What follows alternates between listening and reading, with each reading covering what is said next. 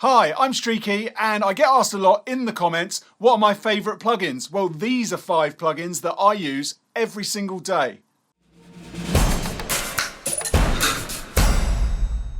So for mastering, I don't totally use plugins. I do sometimes stay in the box. There's nothing wrong with staying in the box.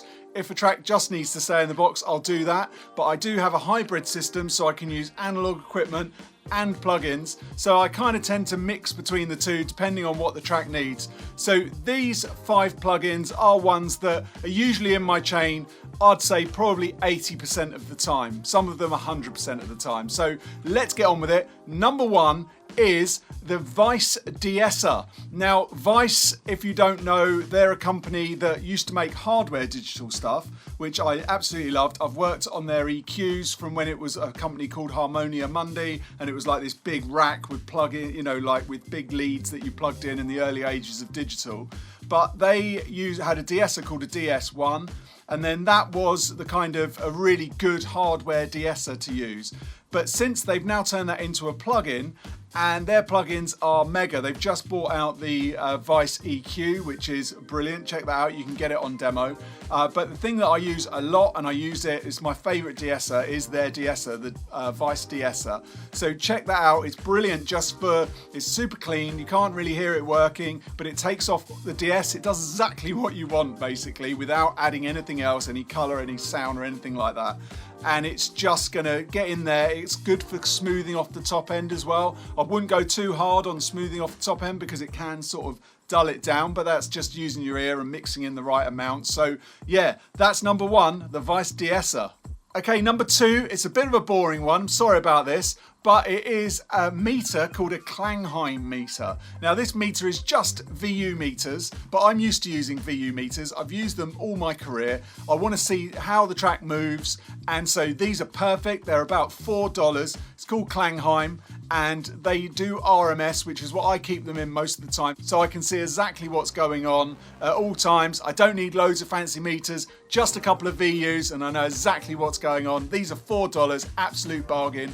I'd go and get them now. So number 3 is the Fabfilter Multiband. So when I've used multiband in the past, it is normally a Maselec multiband, which is amazing, but it does have limitations because it's hardware. Now the Fabfilter Multiband can do loads of different stuff. You can bring the bass in, you can mono the bass, you can get it thumping. I've done a few videos on it previously. It's a great bit of kit. It can get a bass really nice and tight. You can also calm the tops down like I just mentioned with the Deesser. So super versatile. All Fabfilter stuff is great and very easy to use. So yeah, that is number 3. It's the Fabfilter Multiband. Number 4 is the Dangerous Audio Bax. Now it's a Baxendale EQ, it's a shelving EQ, and it is a Baxendale curve. A Baxendale curve is not a shelf like this, although I just said it was a shelving EQ. It kind of does a similar thing, but the shelf kind of goes on forever. So well, it's very similar to a tone control in a car where you have treble and bass. It's essentially that, but it's really good sounding. The low end is really like smacky on it. You get a really smooth top end. It's just great. The reason I like this as a plug-in rather than the hardware version, and I've had both, the UAD one is very similar sounding. They've got it really tight to the analog, which is perfect, but you can use it in MS mode, which means that I can manipulate the sides and the mid channel or you know, the outer side and the stuff in the center in a different way for each band. So that makes it really, really useful,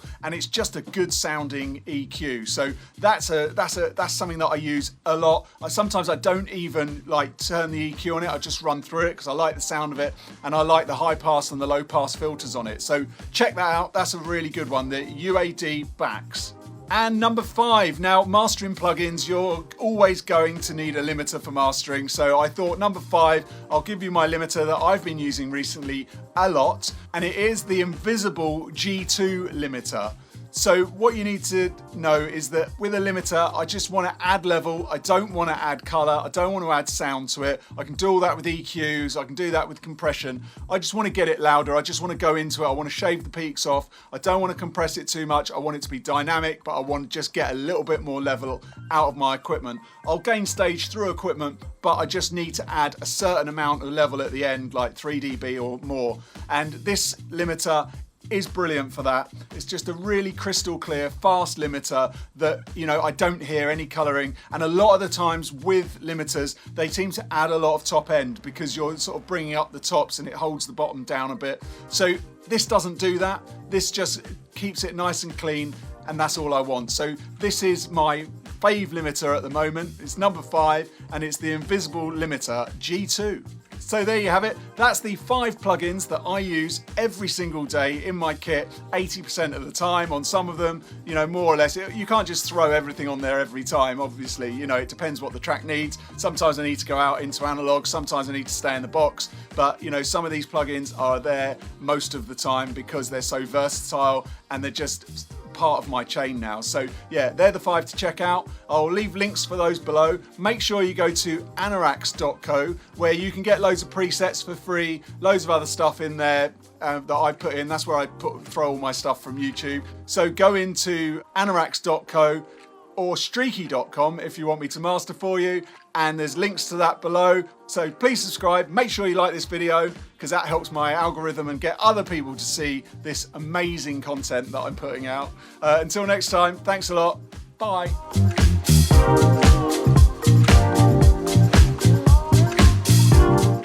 Hi, I'm Streaky. I get asked a lot on YouTube, what plugins do I use?